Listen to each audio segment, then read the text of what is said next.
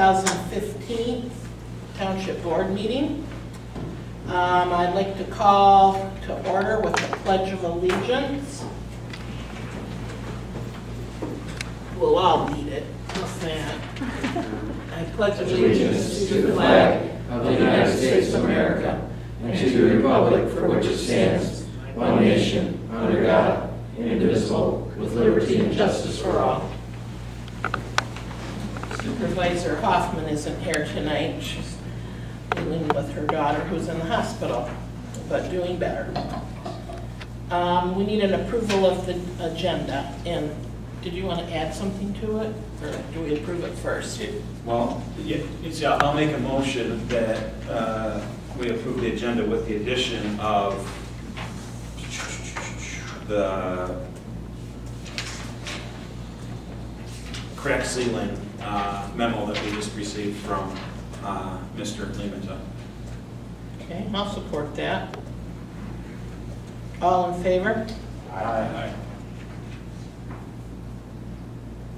Madam Chair, can I make one point? And I think it's a small one. My recollection is with township, charter townships, if the supervisor is not in attendance, then the clerk calls a meeting to order and then the board selects a moderator. Oh. And I'm assuming that you are willing to serve as moderator, and I'm also going to guess probably the board doesn't object if you do that.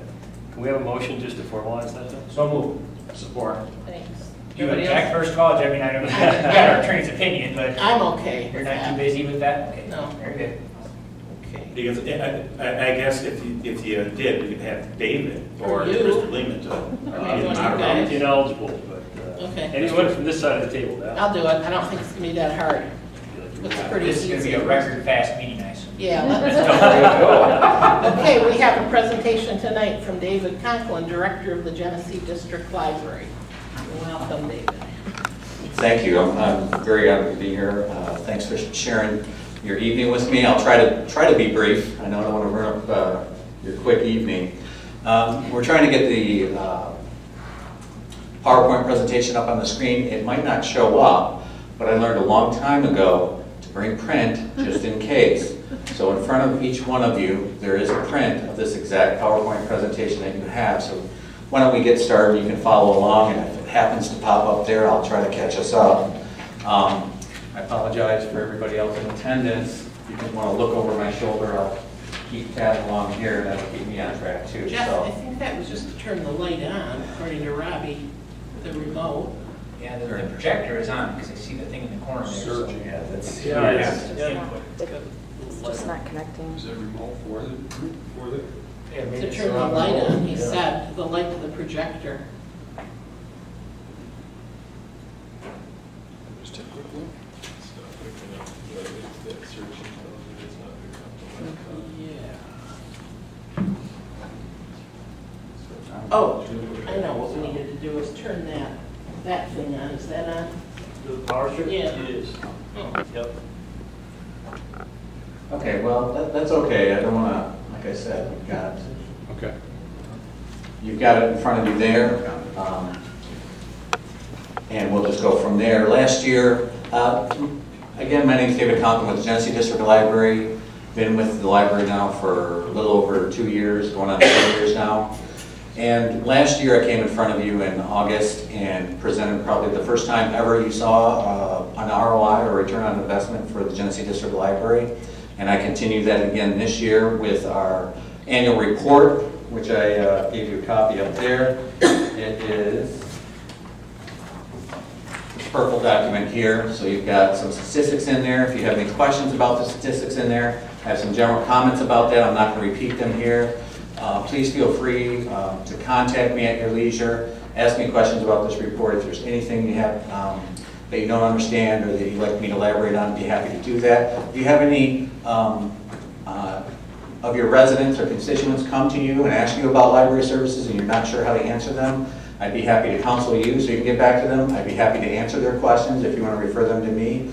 So please don't hesitate to do that as well either. The second thing, besides the presentation up there and the annual report, is our fall programming guide, which you'll see we get 3 of these come out each year.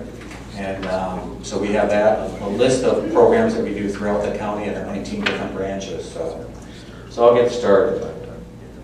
And I think I'm going to be talking too close to that, so we'll back up a little bit. If you need me to talk louder, let me know. Start to talk.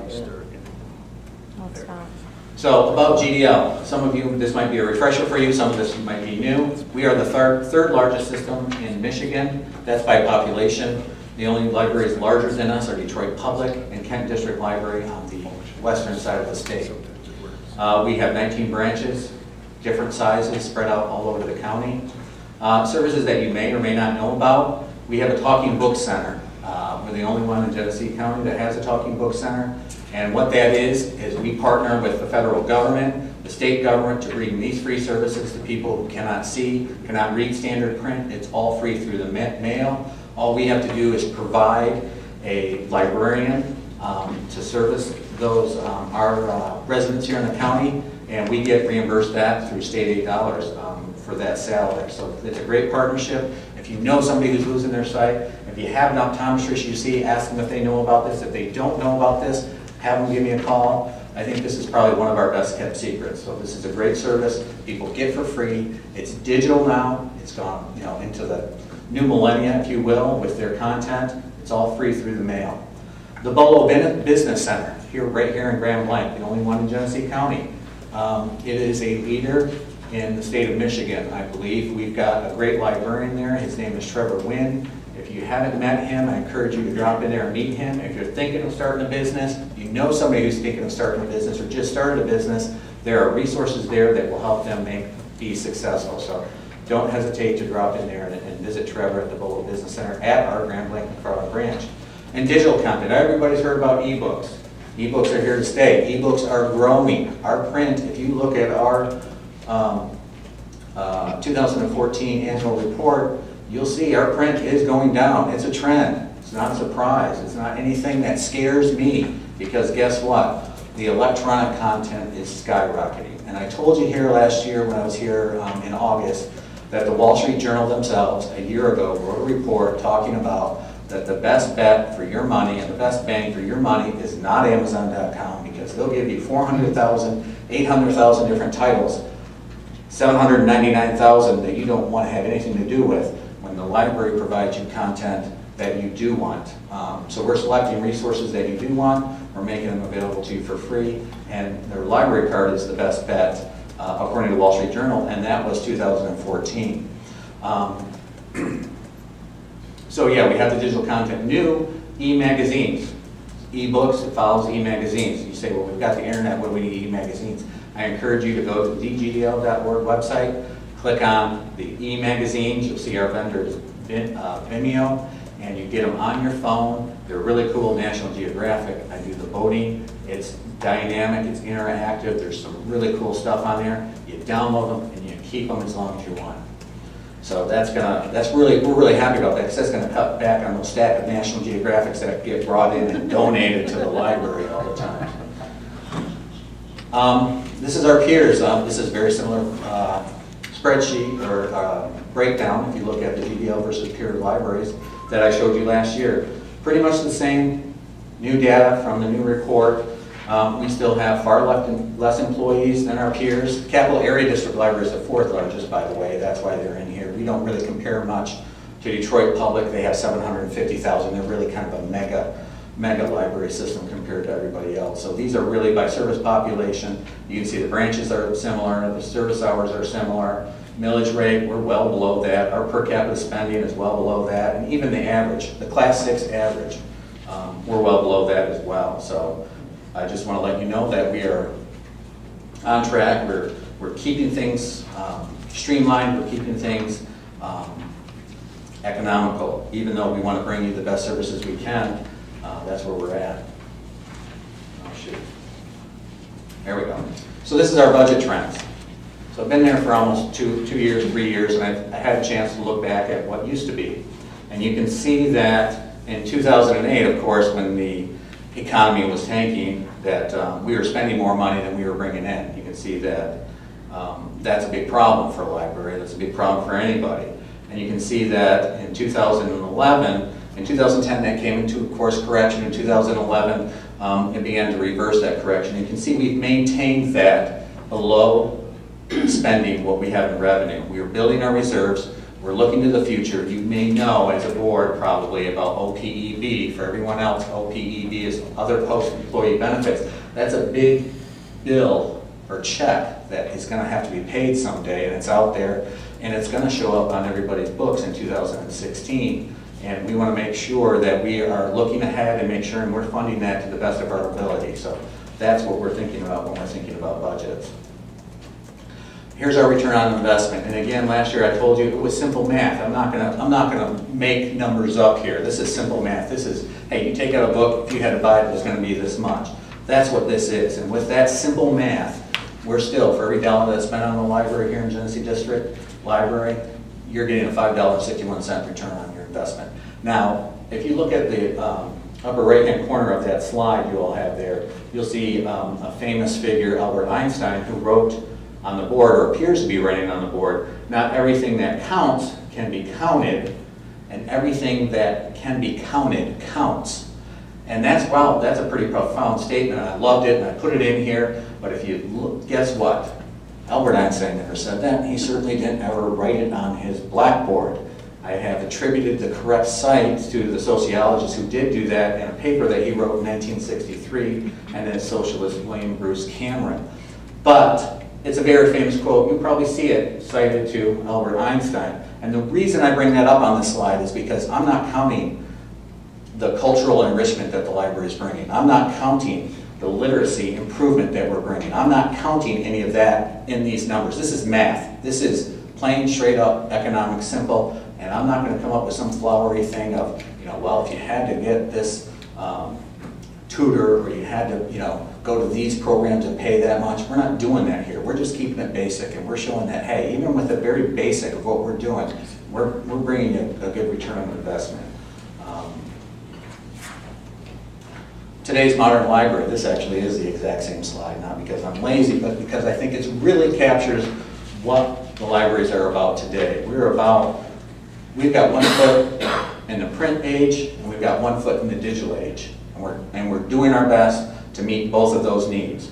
One is a little bit of declining demand, and the other one is a skyrocketing demand. So modern libraries, you're going to have access to ebooks, you're going to have e-content, you're going to have access to databases, things that you don't even know exist in the library for free. So if you have a problem, you think you might want to know, or you have some spare time, www.thegdl.org, that's for GeneseeDistrictLibrary.org, go there. I'm also happy to note that that site is mobile responsive. So if you have a phone, as of August of this year, if you have a phone or if you have a device, and if you've brought up other websites on your phone and it looks horrible, or it's just a shrunken version and you can't read it, that's not what our site is now. Our site is mobile responsive. That means it will scale to whatever size screen you have. And we did that. We looked at that and we said this is going to be a problem, and we started working on that, and we were happy to roll that out in August of this year.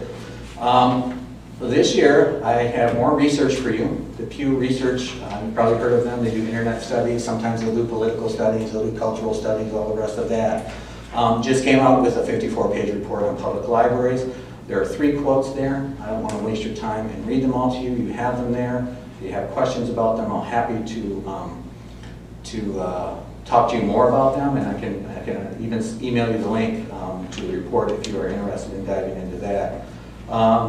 The one thing I do want to talk about is that among those who have used the public library website, 50% of them accessed it in the last 12 months on a mobile device.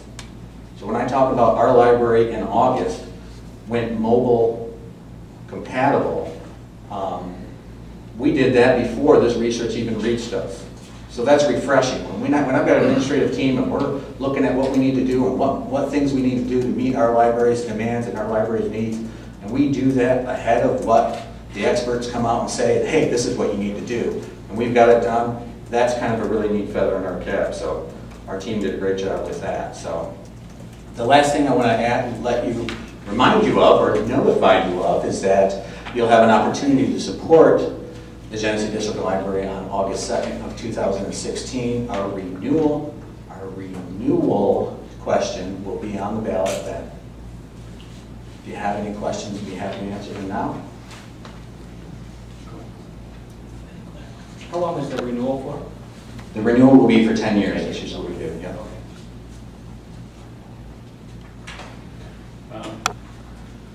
I've got kind of the inside scoop on some of the things since my wife's on the board, but I just want to tell everyone that from everything that I hear from my wife, you're doing a fabulous job running the library, so kudos for that. But secondly, just wondering, do you have any demographic information in terms of who visits the libraries, or who specifically, for example, McFarland is used by? We can provide some demographic information. I'm not going to pretend that I have one for Right. every Yeah. community right on me, but we provide that numbers, just basic numbers of who's using it. We do have some information in we have what's called ILS, which is an integrated library system. It takes some time because we don't spend $20,000 a year for the reporting feature that they want to have it for us to pull it out, but we certainly have that and look at that every now and again. But the census is really something I use a little bit more frequently, and there's something called the American Community Survey that I think for our county comes out, I think it comes out every year for our county, so that's useful too. And the reason why I'm asking is we had a brief discussion before the meeting. We have some funding coming up, CDBG funds, that we're going to be looking for projects to use that money for. And one of the things that the library is desperately in need of is carpeting. And I don't know if anybody's been in there lately, but in the past couple of years, the computer room is constantly full of people using the computers. They've added a number of new computers, I believe, with their We have 21 total now. What's that? We have 21 total. Okay.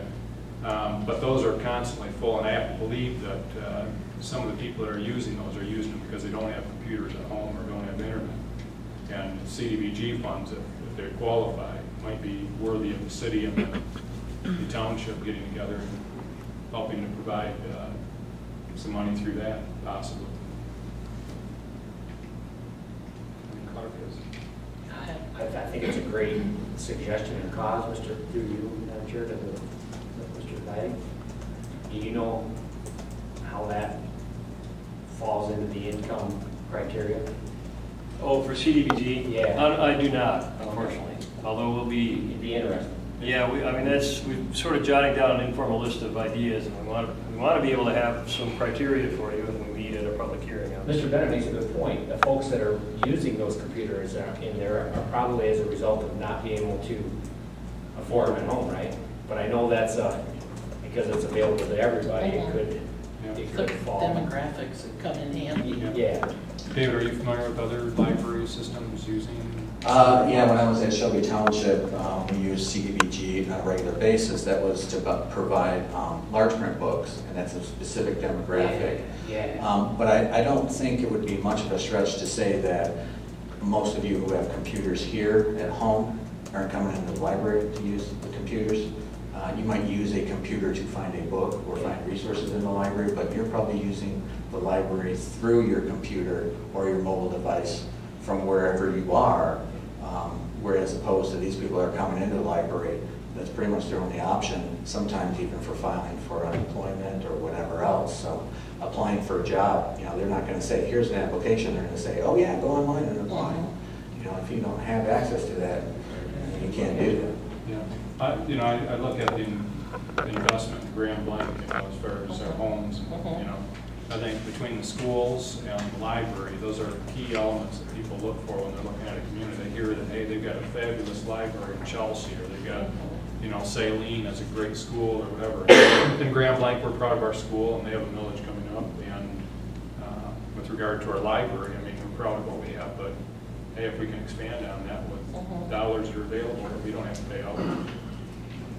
I was, my writing group started meeting there now, and I was there Monday night, and the yoga people were there, and my gosh, there was a lot of people. Is that free? Yeah, that's free, and we have one for kids too. And the kids really love it too. So Wow, that room was full, and people were lined up for the next class. That was really cool. The library was packed. One last comment, if I could, Chris, from me anyways. Sure. I attended the Black History Month event in downtown Flint that the Genesee District Library put on. And just a class event, from the printed materials to the speakers to the entertainment, and just a phenomenal event. If you get the opportunity in the future, go to it. Try and get to it, because it is. I mean, whoever plans that, I'm not the woman who does. I can't recall her name, but Eileen Button, and she actually is brain a lot of our programming, the yoga stuff as well. She's very creative. She's very high energy. She's a great fit for our community relations team. I was just going to say, I agree. My wife and kids use the library quite a bit. And as far as computers go, we got lots of computers at home, but my kids think the novelty of going to someone else's computer and using it for free is so cool. They use it every time they go there. Oh, great. So yeah, it's a lot of, it gets a lot of use from a lot of different people. Great. They love the DVD section, videos and so forth. Sure. Now I'm looking forward to sushi with me, because I just love sushi and I need somebody to taste it for them. So. Thank you for that feedback. Your kids are probably tuning into the two computers. They're called AWE stations, and they're early literacy stations, and the kids think they're playing games and they're actually learning core Yes, tips. it's on the two computers. Yeah. Yep, So and they sit down. new this year, we partnered with Flint Public and the United Way. We got grant funding for little tablets for kids, early literacy thing tablets for kids, where they can check them out and bring them home. So you guys might want to check that out. They're called launch pads. And they're a lot like those early literacy stations. They have a few little apps on them that the kids can play with, and it's great. Just They're playing games and learning.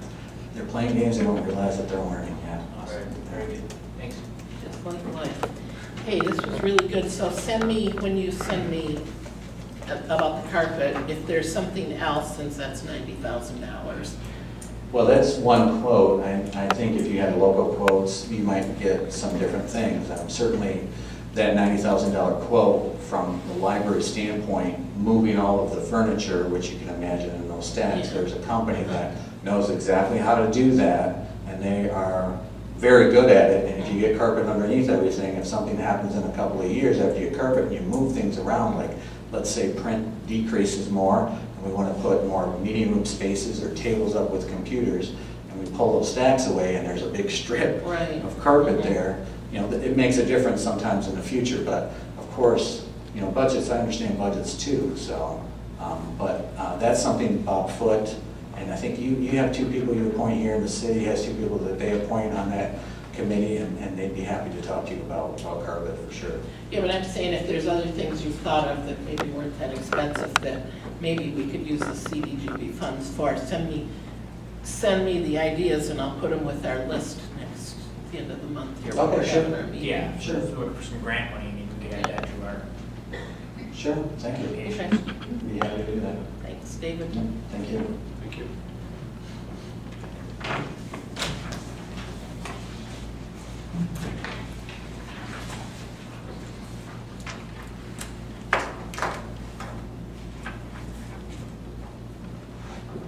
Okay, we're down to, up to public comment. Any public comment? Come up, please. Thank you. Good evening, everybody. I'm Debbie Honay from Blanc Township Historic District Commission. I just wanted to give you an update of what's going on at our commission. Recently, we participated in the homecoming parade. We were riding in the back of a 1946 Dodge truck, so that's always a big winner.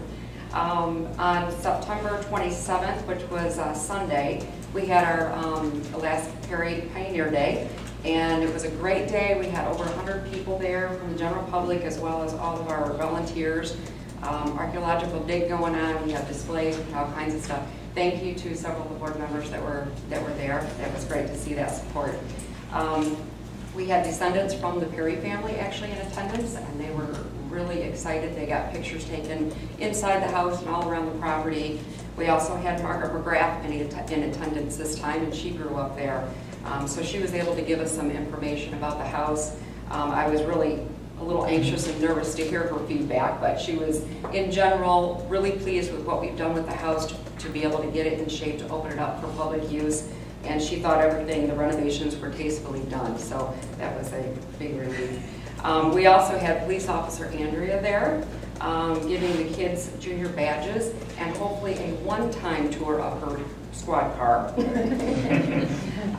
We had several different comments too from teachers and Cub Scout leaders that they would love to be able to have their kids have activities there at the Perry House. We suggested maybe creating birdhouses and stuff that we could kind of sprinkle along the trails once that gets opened up again. So we're looking at different activities for them as well to keep them involved, hands-on learning experiences for the community. Lisa Easterwood created a 2016 calendar that we've got for sale also, and that highlights different historic resources around the township. We are suggesting or asking for a $10 donation for that, and we were able to give out a few of those. They make great Christmas gifts, so if anybody is interested, I know Maria McLean has those on her desk. The next event that we have planned will be in May, prior to Memorial Day. And we're looking at maybe kids' workshops and things to get those Indian Hill School students and Cub Scouts involved.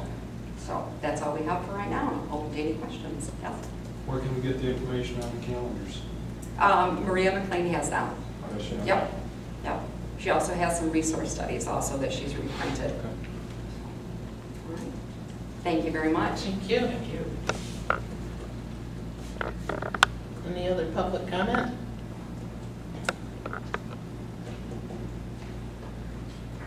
Good evening, Ed, 7212 Porter Road.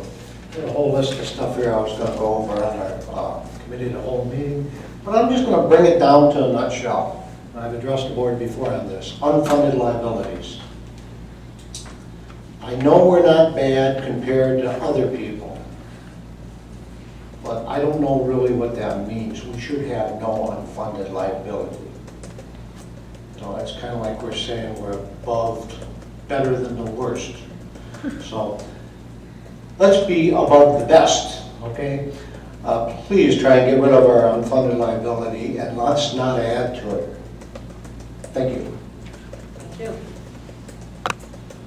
Any other public comment? Public comment is closed. We need approval of the minutes for September 10th and September 22nd, 2015. I noticed a typo, I think. Okay.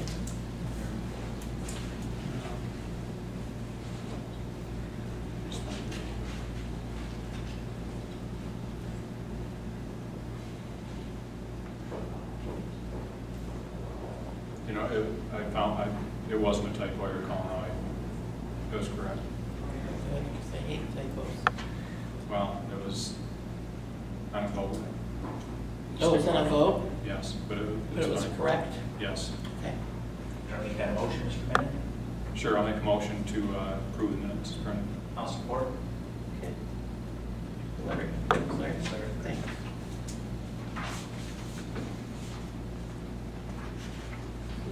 Okay, this is kind of a complicated job when you put them both together.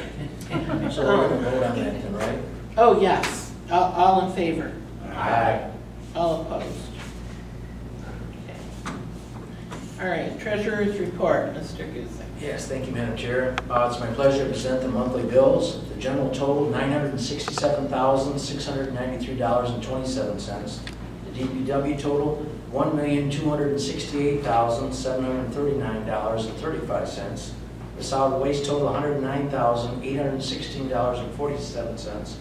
For a grand total of $2,551,536.39.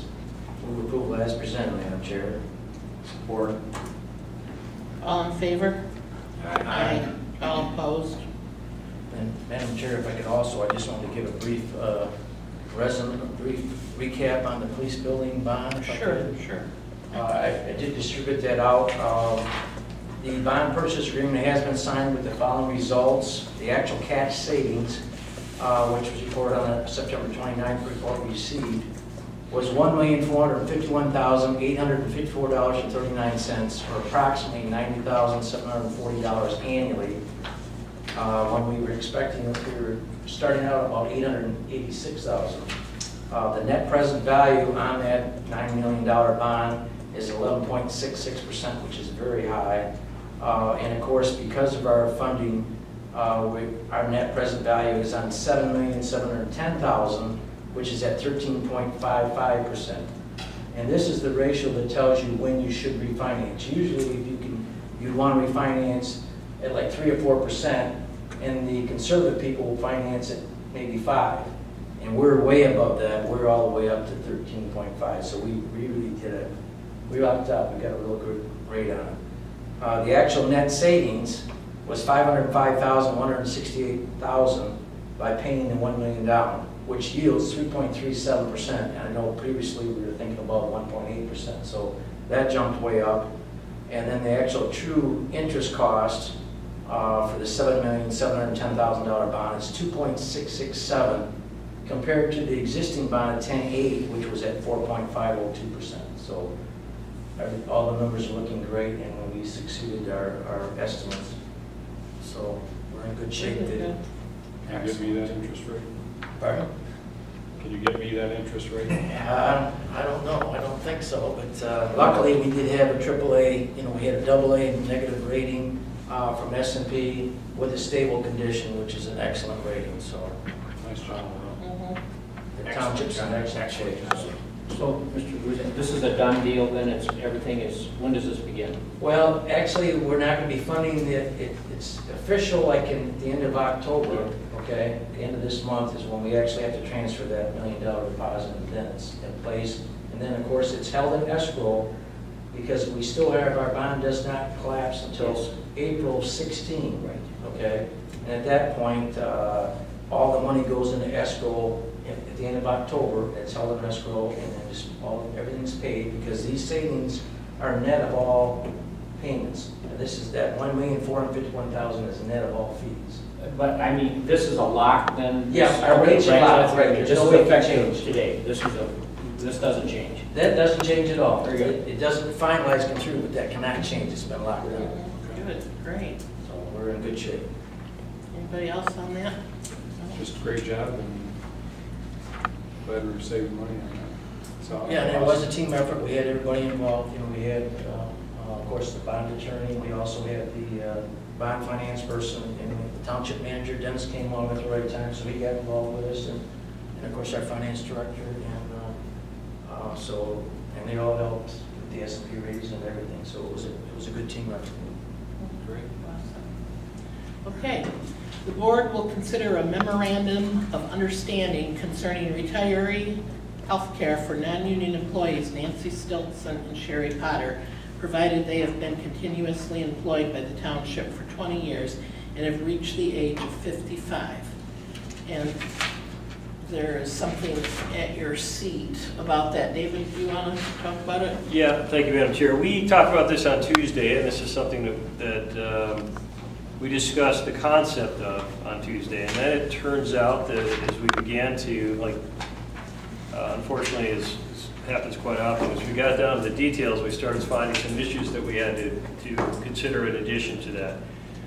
One of the first items we had is, first of all, in the finance department, we ran into some doubt as to whether or not it's possible for someone who is a participant in our plan, if they leave that plan at a point in time of retirement, there's some question as to whether they can rejoin the plan later on. And I communicated with you briefly in an email today about the efforts that we should probably make to find that out, because whether it applies in this case or not, we're going to want to know in the future.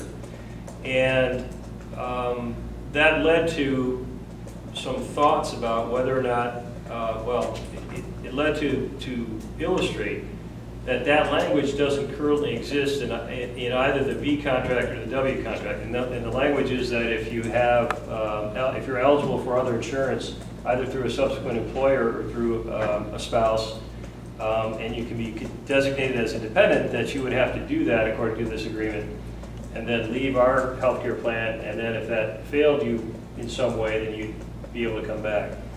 It occurred to me that might be a bigger point than I initially considered, because we had always talked about the idea of trying to make the benefit match as closely as we can what V and W are entitled to. And so rather, maybe before we get to the issue of whether you can or can't leave the plan, I think we ought to have some thought or see if there's consensus on whether or not we even want to put that clause in there.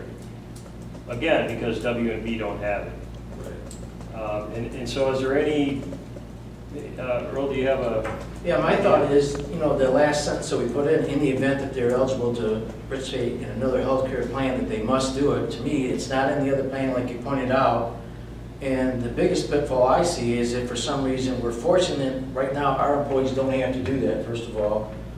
And then if we force these people to do it, let's say that we force them to go to their spouse, and all of a sudden the spouse loses their job, and now they're without health care.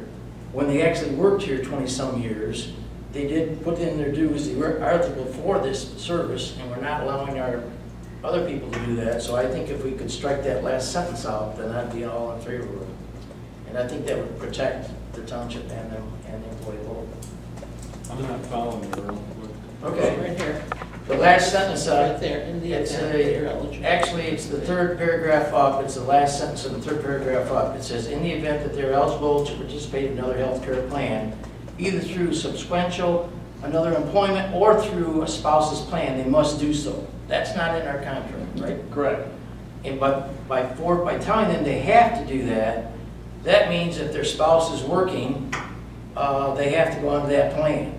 Now, if their spouse all of a sudden loses their job through no fault of their own, then our employee would have no health care because she can't come back, as you pointed out, that once you're out of that system, you can't. Well, we're not sure that's the case, and that's something that if you are inclined to keep this clause, we need to find that out before we lock this in, because that's not our intention. We don't mean to have somebody in and then if they leave, they can't come back.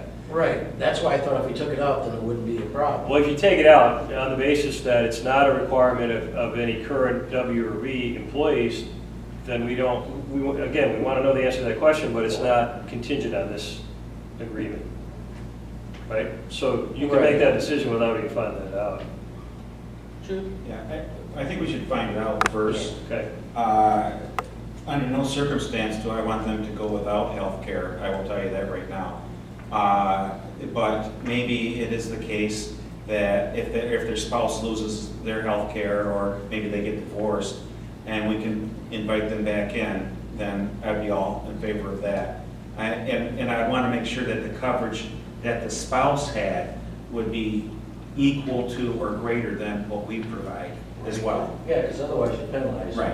So, I mean, if we could add that equal to or greater, that way it protects our employees. And I guess the clause, like you said, if they lose it, they can't come back. That'd be the key thing. Then it wouldn't matter as long as they can come back. Well, we shouldn't even discuss that until we know if they can or not. Well, I know, but Well, Scott, So we don't know right now, our B and W employees, if they retire and they've got the healthcare program, let's say that they opt not to take the healthcare, their spouse has it. 5 years from now, they need it. Can they opt in right now? we don't know. we don't think so. We don't think so. Okay. And I will tell you, that came up in the police department's side a number of years ago when several people started to retire. And they were given the advice to take the township insurance from the start, and not to, because they were given $1,200 to take their wife's. Yeah. And the advice back then was take the township insurance. Here's my other question, okay? If, let's say that they can opt back in after 5 years, do they opt back in and get the insurance that they retired with, or the plan that's currently being offered to the employees? Because 5 years from now, we may have a whole different insurance program than what we currently have. See, So that's- which one do they opt yeah. back in? that's what I think this needs to say right now, that it's whatever plan we're using at the time. But I would At like, what time? At the time they retire, or the time? at the time that it's That happening, they opt back in? They opt back in. or whenever. I mean, I don't think we should be locked into anything like that. I think that they should have to flow with everybody else who's flowing. I think it But- does say that. But I do not like that line in there, because if they go to a place that has, maybe I don't know. I think that's a lot of stress to put on people. Try Walmart insurance, try this insurance, because people are gonna get other jobs. And some of the insurance isn't gonna be this good of a coverage. And I just think, what? None of it will be. None of it will be, I know. This isn't a Cadillac plan, this is a Bentley plan. I know, but these are the only two people here that wouldn't be eligible to get this. Well, for right now, That's that's why I what, I think mean, they should I'd like get to it. make a motion that we strike item 7 from tonight's meeting to discuss at possibly our October 20, what is that date? I just looked at it. 27th, I believe. Tuesday, October, yeah, to be discussed and further the 27th. Is that table in motion? Yes. Support. Clark, supported? Yes. Okay, thanks. And this is just so we can get the additional information. Yes. Oh, I don't know. That's what he said. Because I tell you, I want to be on record saying I support these folks getting this. I think we all do. I think I do. Obviously, I do. And that's why I didn't want them to be forced into a policy that's nowhere near as good as ours. Right. Nor do we want to give them something that we don't have the authority to give them because the insurance plan doesn't Right. allow it. So Yeah, we don't want them to have something that we Right. tell them is there and then we can't deliver on it, so. Okay, Madam Chair, yes. or Madam Clerk, Chair. Yes. My only concern, I'm glad we're clearing it up, but it's unfortunate that this isn't already in writing somewhere. I'm hearing from most of the board that there was an understanding that everybody on the board had and these employees had, but unfortunately, we don't have it in writing, so it's unfortunate that that's the case, but I'm glad we're clearing it up. I'm relying on your knowledge of the history of this because, you know, again, we don't have anything written on what they were told to get, what have you. But Well, they've been treated by, well, the one employee was in the union since 1998 all the way through 2008. She was in the union, okay? And all along, whenever things that happened to people in the union, like the healthcare, all of a sudden they had to start paying for healthcare. Well, we didn't go and, you know, they would charge those fees. It wasn't in their contract one way or another. They were charged the fees, and they were not given any raises either. The other people had raises because they had a contract for it, but they did not. So they've been treated like regular, you know, employees as far as benefits and as far as retirement. So I think. Was there a contract though? When, like, for instance, with Nancy, when she, No, there was no contract. they didn't do a contract? And Jude, you seem to think Sherry had something in writing, correct? I think Sherry did have something that indicated that she was going to get health care at 55 and 20 years. If she has it, we should have that, even It though I probably think was they in the should have manual it. because the manual at the time would indicate Yeah, all that. and I'm thinking that's what it is. And because the manual does say, even for the non-union people, you have to follow the employee manual. And they are part of our employment, and they follow the manual, which means in 20 years, 55. Right. Do we have to vote on tabling that? Yes. Oh, Larry has something. One quick comment I make, and kind of to answer Mr. Prince a little bit, is this is why I'm glad we've gone in recent years to a township manager. These people are hired under elected superintendents, if you will, and this superintendent promises them this superintendent interprets that contract this way, and the next superintendent interprets it a different way, and next thing you know, nobody knows what's exactly. So this is where a manager who's here from board to board to board is going to help clear these things up for the futures. Well, There's no responsibility or nothing, you know. plus it'll be in writing, so there's no question. We'll make it clear enough that there isn't any question, so that every manager can read the same thing. I think even more importantly, with people we hire new, that we need to make clear that what's in writing is it. There's no other side agreements or Right.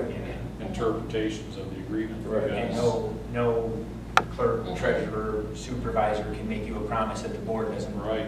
And maybe that should be part of our. And that's what happened. our policy manual or hiring, signing thing, that there's no other side agreements that I've, you know. I think it does state that in the employee's manual. You know, these are the items that are in there. No other ones are. That too, and also as we have individual contracts, and we've made tremendous strides. And first of all, there used to be a Chapter S union, and now nearly all the S union is now has individual contracts as department heads. We're making great strides in getting individual contracts for people that aren't covered by collective bargaining agreements. And so we've maybe almost nearly eliminated this issue for the future. But we've got to finish up our loose ends, and we've got to stick to our plan. So, all in favor of tabling that until the next meeting? Aye. Aye. All opposed? Okay, good. All right. board will consider the creation of a full-time, non-union position of administrative assistant to the township superintendent. Dennis, want to talk about that? Sure. I did hand out the job description that I put together since Tuesday. It's part of a long-range process of having a job description for every position within the township.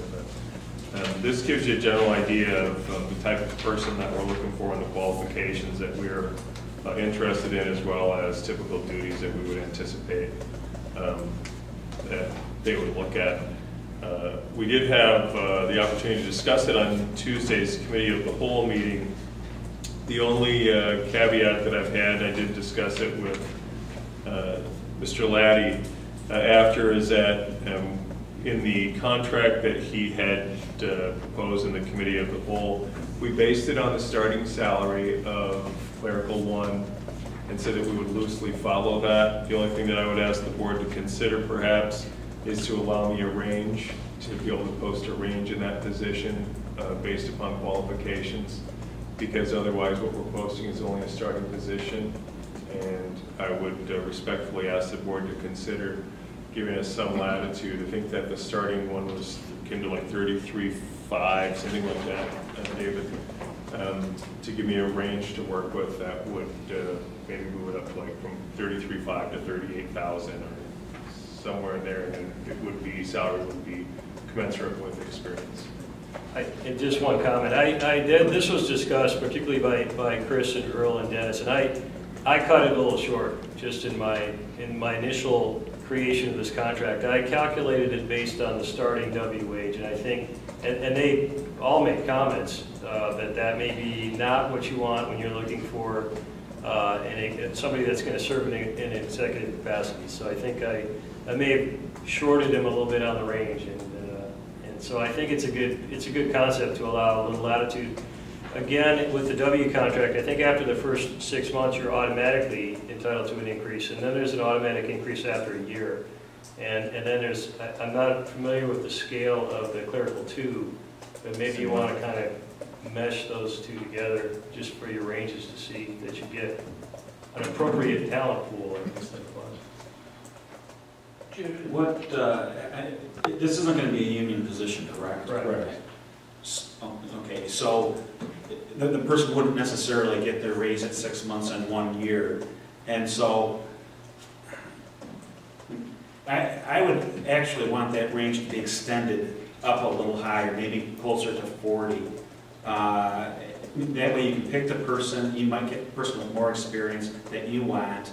And every year then we can review, like we do with all the other non-represented people, an increase. Because 6 months doesn't mean that they're going to get a raise, because they are in a different capacity.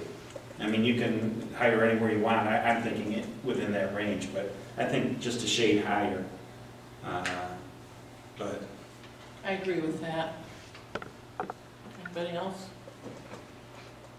So you're suggesting advertise it up to 40, and it will be based, I think, commensurate on experience and qualifications. So you wouldn't necessarily hit that ceiling, but Right. right, but and I think that way you get a better pool. Do we have to put the salary range on the posting? Is that a requirement? it's not a requirement. And that's a very interesting topic, because that's one of the, and actually Mr. Limita can address this, but we went through a process with our superintendents where we didn't have the ranges posted, and we didn't even have our high range posted, and we felt that, and you're the living result, that when we did that, we got a much wider and a much deeper talent pool. And so even though it's not required, I think it served us well in this case. And a lot of people might not even want to apply for a job if they don't know if it's paying, $20,000 or $80,000. I mean, there's a lot of work that goes into applying for a job, doing it, right. Well, I understand that. And I just think that the range should be in there. I'll tell you why I say that, because in my mind, question, if I feel I'm a really qualified candidate applying for a job, and on that application process, there's a line we always have that says salary desired. If I know the position pays up to 38, I'm gonna put in 37.4, 37.5, because I think I'm really talented. But if it says it pays up to 40, I'm gonna put in 39.5. Even though I would have taken the job for less, but I think it goes both ways. I would go along with Julie on this, and that I think I would, even though he doesn't have to pay him that much, I like the idea of widening the talent pool, and we want somebody that's skilled, and we don't want him to have to hire somebody who's going to have to, you know, teach everything. You know, I want him to come in ready to run. Yeah, and I'm thinking that if Dennis wants to put a range in, put the range in. I mean, I don't care how you do that. I just think you should have the latitude to go just a shade higher. So, and if you're thinking you don't want to put a range in, I'm good with that. I don't have a problem with what Larry's saying. You know, salary based on experience. I mean, it doesn't matter. It's up to our manager, you know, to me. But my only thought is I've advertised things with and without prices on them. When there isn't a price, sometimes it's like, Forget it. Forget it. You don't get a lot of response. Yeah. You know, whether it's selling a car or Yeah. offering a job, you put the price on there. Now you've got people that are interested in that range looking at it. That's true. Otherwise, well, this is a beginning job. I don't know that I want that. You know? I agree. Well, I mean, think about, I know I'm thinking about it, we're gonna hire this full-time person, and again, I don't mind paying a fair wage to a qualified candidate, Right. you know, especially one with, you know, an associate's degree or something like that, but if we're paying a $40,000 salary, we're also paying healthcare benefits and retirement stuff like that, and this has quickly become a $60,000+ expense. I agree, Larry. I would leave that up to Dennis, and I trust his discretion that if he hires somebody at 40 grand, he's going to hire somebody that's worth 40 grand in benefits. If not, then, you know, we'll be looking at him cross-eyed. But you can't use Excel. Anybody else have any comments on that? This is my only comment. I'm worried if you ask this person to lift something that weighs 7 pounds, what they're going to do. Because this says weighing a minimum of 10 pounds. So if you ask them to take this book, they're going to say that does not weigh 10 pounds. I'll change it to maximum, which is probably what I That's should have read. okay. Thank you. Okay, who wanted to make the I'll make motion? the motion that we approve the creation of the position non-union With a range of up to 40,000 at Mr. Limited discretion. Okay, Thank you. I'll second that. I'll support it. Okay, all those in favor? Aye. All those opposed? Okay. And I just want to say, I mean, again, it's up to our manager's discretion what we end up paying, but I also believe you get what you pay for too, and we trust our manager to run this place. I want him to have latitude to have somebody that's going to get stuff done that he needs done. I totally agree with that. Right. Okay, the board will consider setting the date of October 27th for the public needs hearing on the use of its 2016 Federal Community Development Block Grant funds. The purpose of this hearing is to offer an opportunity for citizens to express their ideas on community needs and project proposals concerning the use of federal CDBG funds for the 2016 program year. The hearing will also provide an opportunity for citizens to comment on past CDBG projects. This year we're getting like 190,000. I have. I say support. Did you make a motion? So, go ahead. So move. Okay. Support. All in favor? Aye. Just one question, Madam Chair. Do you know when we have to have our list provided? You might not know because you're not normally Well, doing that. it's mid-November, Okay. maybe toward the end of November, but we'll probably do it as soon as we get Right. the ideas. And I did see where you emailed out. Yeah, I did didn't you have a see chance to it? look at Okay. it yet, but I think you emailed it to everybody. I did. I think the dates probably will be in there. Yes, yes, they are. Okay. The board will consider whether or not to opt out of the requirements of PA 152 of 2011 for its succeeding plan year. So move. Support. Treasurer Clark. All in favor? Well, I got a question. Oh. It says the motion on the agenda says the board will consider whether or not to opt out. So the motion is to Opt out. Opt out. To Is that opt clear? out. And this will be a resolution as well. Huh? It'll actually be a resolution. Okay, Mr. Bennett, Yes. myself, yes, Mr. Guzik, Yes. Mr. Anderson, Yes. Dr. Reardon. Yes. Mr. Kent. Yes. Okay, motion passes.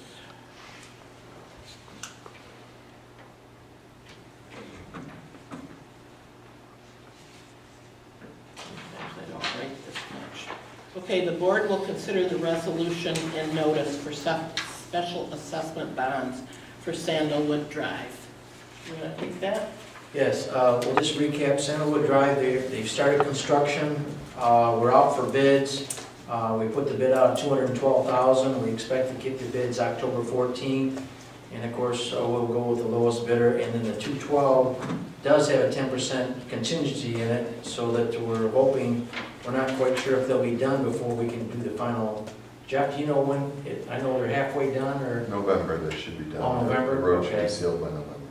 Okay, so, and of course, I think by the end of October is when we have to, okay, so we will probably stay with the 212,000. However, we do have an option in there later, if we do the higher bond, that we can pay it down to the actual amount if it comes back without the 10% in it.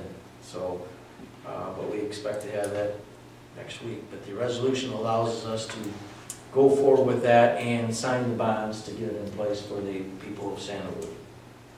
Okay, do you want to make that motion? Yes, I'd like to make the motion to consider the resolution for the bond. Okay. Support. Okay, this is roll call too. Mr. Bennett? Yes. Myself, yes. Mr. Guzik? Yes. Mr. Anderson? Yes. Dr. Reardon? Yes. Mr. Kent? Yes.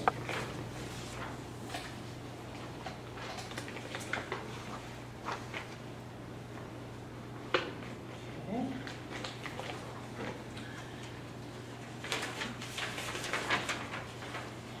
The board will consider the DPW director's recommendation to approve Rowe Engineering's proposal to provide construction management services for the Holly Road Pump Station Abandonment Project for an amount not to exceed $20,800 and authorize the township superintendent to sign any related documents to authorize this work. This will be paid out of the capital improvement account yet to be assigned in the sewer department fund. A budget adjustment to set up this account will come before the board at the November Township Board meeting.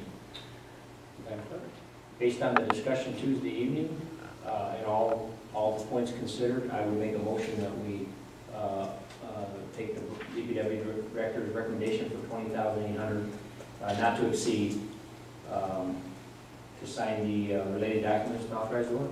Okay? I'll support. I want to just ask a quick Okay. question. I'm just wondering, it mentions here the superintendent to sign this. So we're talking about our new manager? Right. Yeah. Okay. All right, good. Okay, all in favor? Aye. Aye. All opposed? I was an aye, I didn't say it. Okay.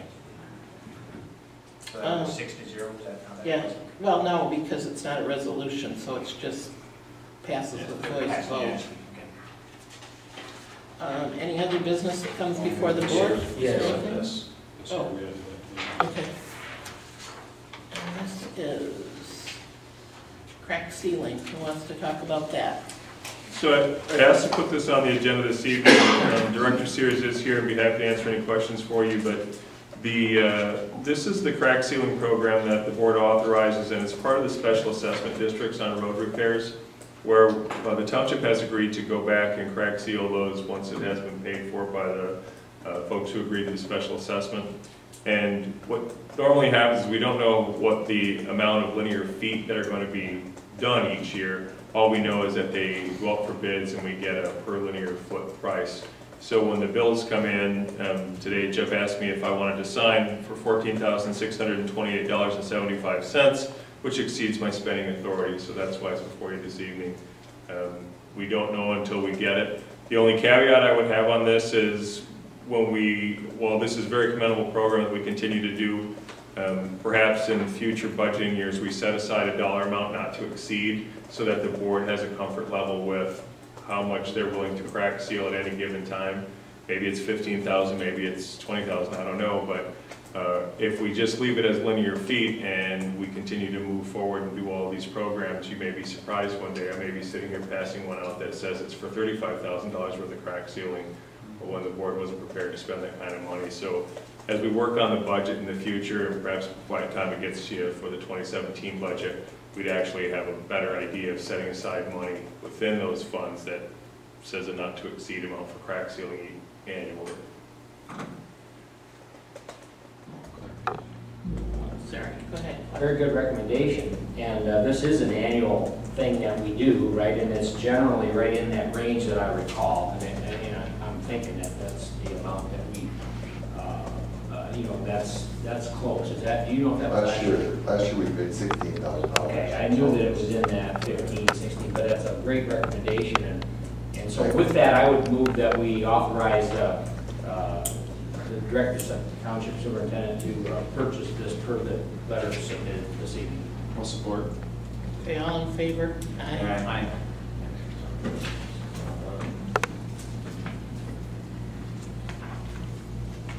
Oh, I'm sorry. Got my roll here. Is there any other business besides that? Township report. Larry, Fire Commission. Fire Commissioner, I just want to put out there that we have the Grand Blanc Fire Department open house this Sunday, October 11th, from noon to 3. Open house, everybody's invited to come out and see the fire station. Definitely encourage people with children and stuff to bring their kids out to this. Let the kids, one of the problems that firefighters talk about when they go into a smoke-filled house to look for people is the kids will often be hiding because they're scared. Well, let's let the kids meet the people that are behind that big mask and dark suit. Sit in a fire truck and we'll come with it. Lots of displays. The Genesee County rescue trailer, which kind of simulates smoke and stuff, will be there for people to kind of get that experience. Lots of fun and food. That's cool. Okay, Mr. Bennett, Planning Commission. Larry, I passed on the status. Oh, I'm sorry. Yeah. But our Township Planning Commission had kind of a little bit of a contentious couple of meetings over the Vandenberg Park. Probably got my email I sent, but I don't know if we can take any action on this immediately, but I'd like us to look at our residential open space, and I'm sure David can speak to it a lot better than I can, but whether or not it's disagreement or difference of opinion, or just we need to clear up the ordinance. I put in here some of the different opinions that some of our people have had, as well as our consultant, Clear Zoning, their overview of the parcel. But we can't go backwards on any of this now, but for future reference, I'd like us to take a look at that ordinance and see if there's some things we can do to clear it up. What's the process, David, if we did want to look at that? Well, you have, the Planning Commission is the body that will research and hold public hearings for recommendations on text changes to your ordinance. And Mr. Bennett's right, we have a section of our ordinance that has to do with residential open space, which is a way for developers to,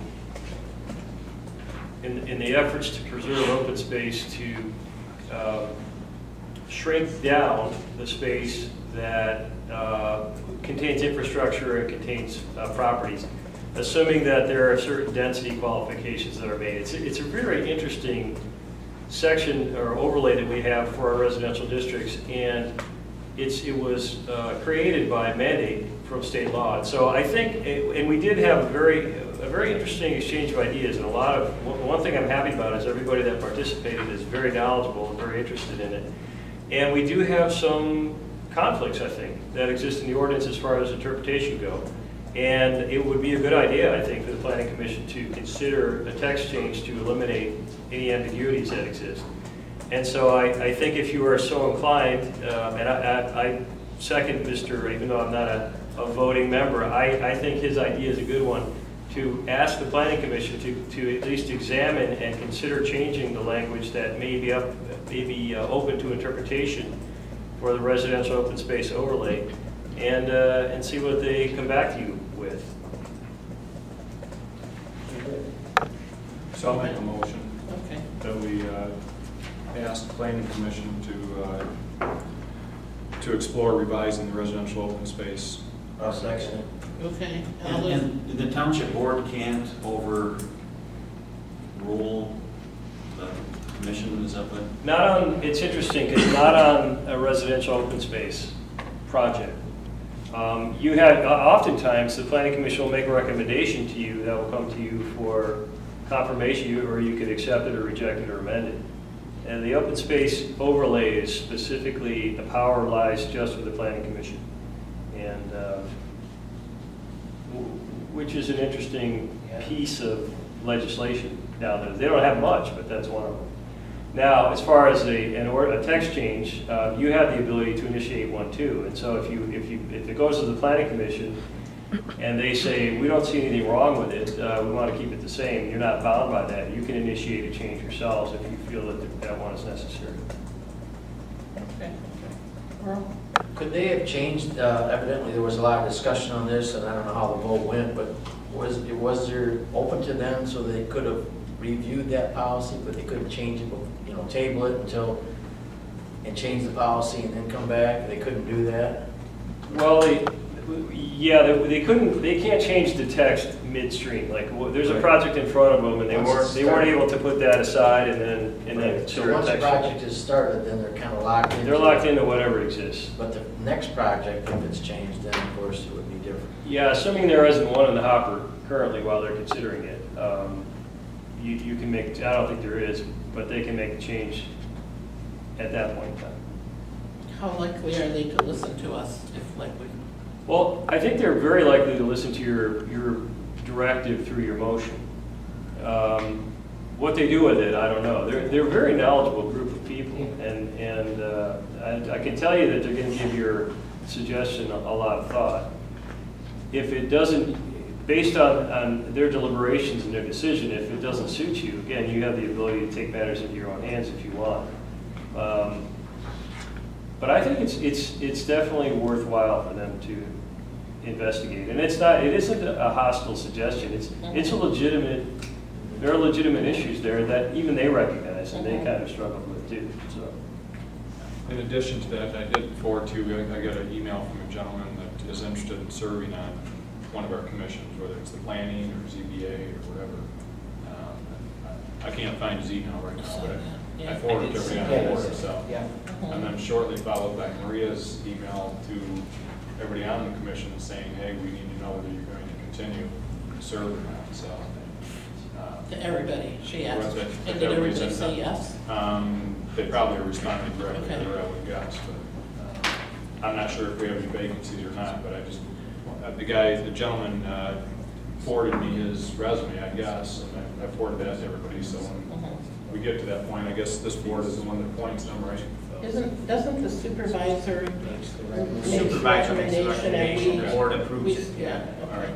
well, I included Mickey on the email, so she got it. And irregardless of a vacancy or not, I mean, that's the supervisor's discretion.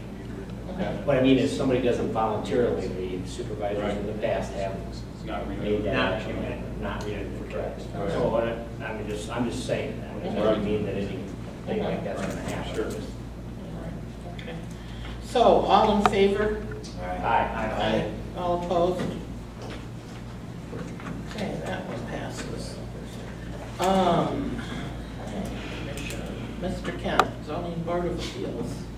The meeting in October was canceled due to no agenda. Okay. Larry, Parks and Rec. I'll get some more information on how the event went just over this past Friday night. We had our Glow Golf at the Dual Grand Blanc, community fundraiser and so forth. I have not had a report on how that went. So. Okay. Report next meeting. Motion to adjourn? No, we got to do management reports. Sorry. Dennis. I can tell you don't want this to be lengthy. Sure we do. All I'll tell you is that what I've been working on most most recently is really getting through a lot of personnel records and making sure that starting now moving forward that I have all the boxes checked, that we have what we have, where it's supposed to be locked up secure, we have them separated from any medical files or whatever, and at the same time we're rewriting job descriptions for everything throughout the entire township so that we've got a baseline as we start. We used to have a compensation classification system that starts with, that baseline of where everybody's at from job description. So we've asked all of our staff to assist us in that endeavor.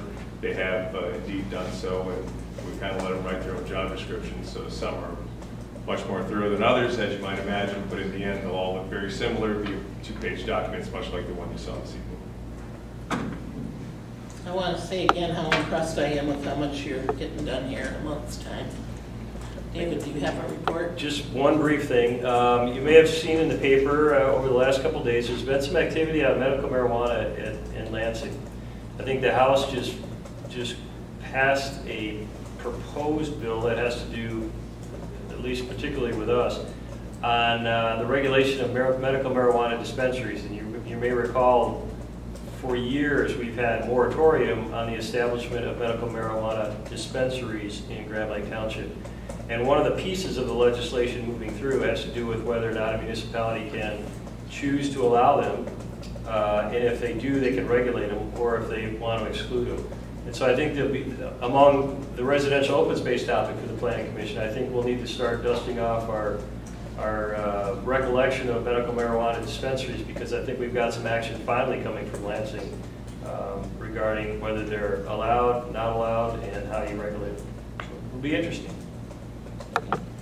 With regard to that legislation, will that be a decision that this board makes, or will that be something that our residents would vote on, to allow it or not allow it? Well, that's the third way you can amend a zoning ordinance, is by referendum. But what we'd probably do is, probably the Planning Commission would spearhead any proposed text amendments. And we do have regulations in place for medical marijuana dispensaries, but we suspended them.